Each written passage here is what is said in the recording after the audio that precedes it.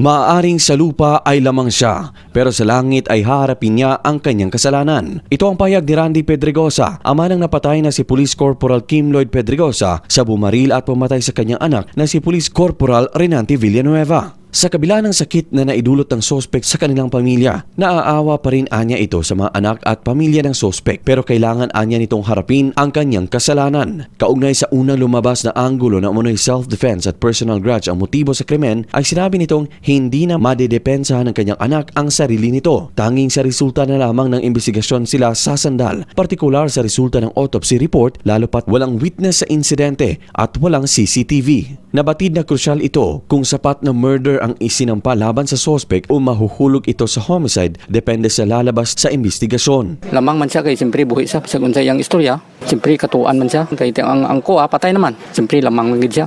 Pero sa iyang gibuhat, nganong pulo man gid ka bala iyang gipasulod. Sige lang iagal na to sa Ginoo. Ang tao di man magbato sa kalibutan. Sa diri sa yuta, lamang siya pero sa langit tubangon niya yang sala. Luoy kayo yang mga bata.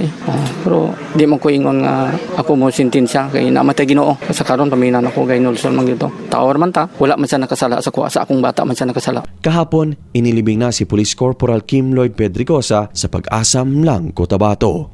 Luigi Alan Tutor, NDBC, Bida Balita.